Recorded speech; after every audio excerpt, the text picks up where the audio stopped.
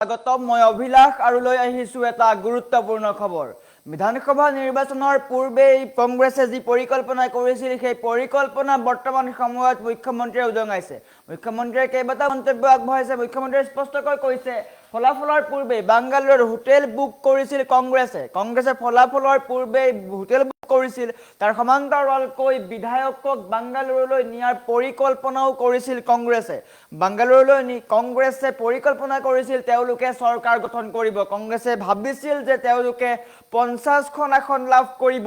আৰু এজিপি তাৰ সমান্তৰালকৈ বিপিএফক লোভনীয় লুভি তেওঁলোকে চৰকাৰ গঠন কৰিব কিন্তু সেই সকলো হৈ নুঠিল অত্যুৎসাহী কংগ্ৰেছ বৰ্তমান সময়ত পৰাজয় হ'ল আৰু এই কংগ্ৰেছক লৈ মুখ্যমন্ত্ৰীয়ে সকলো গোপন তথ্য উদঙাইছে মুখ্যমন্ত্ৰীয়ে কি কৈছে এই সন্দৰ্ভত লৈ অহাৰ চেষ্টা কৰিছো জনাই আছো টাইম 8 বিগ ব্ৰেকিং ডাঙৰ খবৰ ফলাফলৰ পূৰ্বে বাংগালুৰুত হোটেল বুক কৰিছিল কংগ্ৰেছে পৰিকল্পনা কৰিছিল কংগ্ৰেছৰ এই গোপন পৰিকল্পনা এতিয়া উদঙাইছে মুখ্যমন্ত্ৰী ডক্টৰ হিমন্ত বিশ্ব শৰ্মাই বিশেষ চাৰ্টাৰ্ড ফ্লাইট সাজু কৰিছিল কংগ্ৰেছে ফলাফলৰ পূৰ্বে এইসমূহ কাম কৰি ৰাখিছিল কংগ্ৰেছে বিধায়কক বাংগালুৰু ৰিজৰ্টত ৰখাৰ বৃহৎ ব্লুপ্ৰিণ্ট ৰচিছিল কংগ্ৰেছৰ লক্ষ্য আছিল 50খন কংগ্ৰেছে ভাবিছিল তেওঁলোকে 50খন আসন লাভ কৰিব আৰু তাৰ পিছতেই অসম গণ পৰিষদ আৰু বিপিএফক লোভনীয় প্ৰস্তাৱ দি তেওঁলোকে চৰকাৰ গঠন কৰিব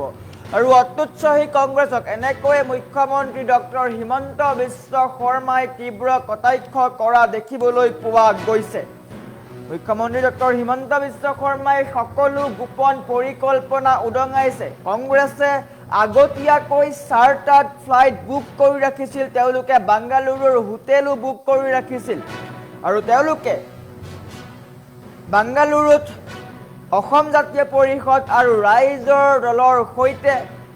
চৰকাৰ গঠন কৰাৰ পৰিকল্পনা কৰিছিল আৰু স্পষ্টকৈ অসম গণ পৰিষদ আৰু বিপিএফক লোভনীয় প্ৰস্তাৱ দি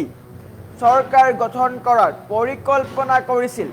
আৰু এই কংগ্ৰেছৰ গোপন পৰিকল্পনা মুখ্যমন্ত্ৰী ডক্টৰ হিমন্ত বিশ্ব শৰ্মাই ফাদিল কৰিছে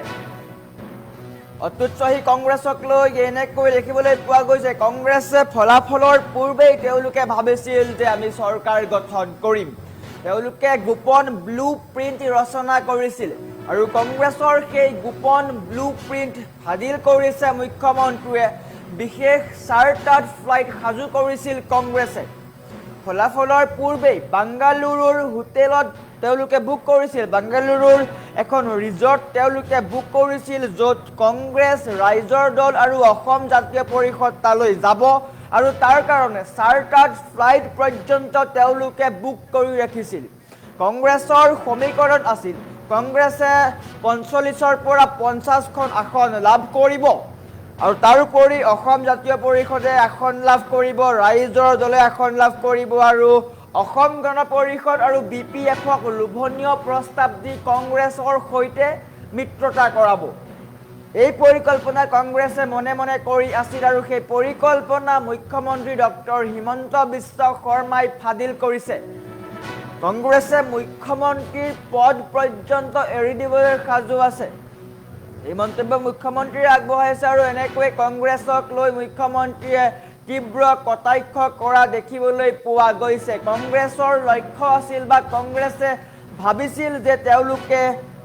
50খন আসন লাভ কৰিব আৰু সেই আসন লাভৰ পিছতেই তেওঁলোকে চৰকাৰ গঠন কৰিব কিন্তু তেনেকুৱা হৈ নুঠিল আমাৰ ওচৰত মুখ্যমন্ত্ৰী ডক্টৰ হিমন্ত বিশ্ব শৰ্মাৰ মন্তব্য আছে কি কৈছে মুখ্যমন্ত্ৰী ডক্টৰ হিমন্ত বিশ্ব শৰ্মাই লৈ অহাৰ চেষ্টা কৰিছো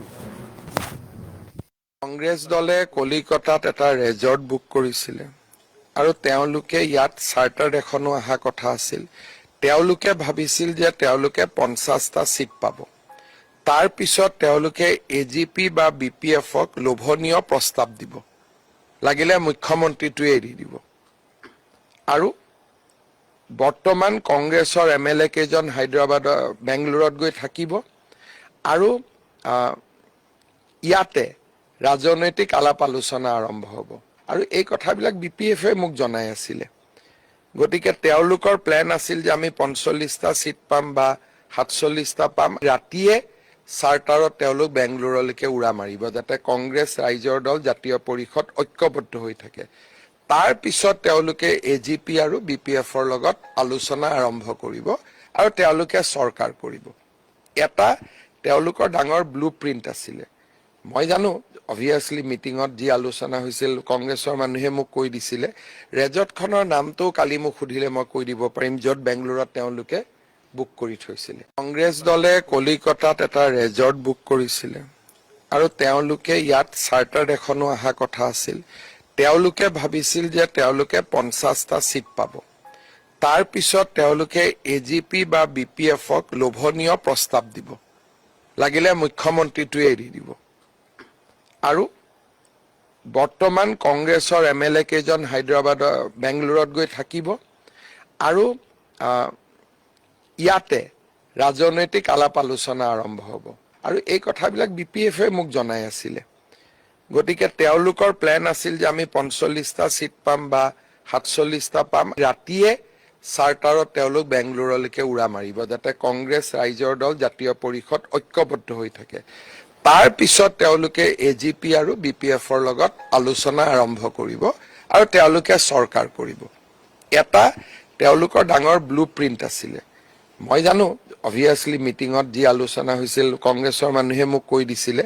ৰেজৰ্টখনৰ নামটো কালি মোক সুধিলে মই কৈ দিব পাৰিম য'ত বেংগলোৰত তেওঁলোকে বুক কৰি থৈছিলে কংগ্ৰেছ দলে কলিকতাত এটা ৰেজৰ্ট বুক কৰিছিলে আৰু তেওঁলোকে ইয়াত চাৰ্টাৰ এখনো অহা কথা আছিল তেওঁলোকে ভাবিছিল যে তেওঁলোকে 50টা সিট পাব তাৰ পিছত তেওঁলোকে এজিপি বা বিপিএফক লোভনীয় প্ৰস্তাৱ দিব লাগিলে মুখ্যমন্ত্ৰীটোৱে এৰি দিব আৰু বৰ্তমান কংগ্ৰেছৰ এমএলএ কেজন হায়দৰাবাদৰ বেংগলোৰত গৈ থাকিব আৰু ইয়াতে ৰাজনৈতিক আলাপ আলোচনা আৰম্ভ হ'ব আৰু এই কথাবিলাক বিপিএফে মোক জনাই আছিল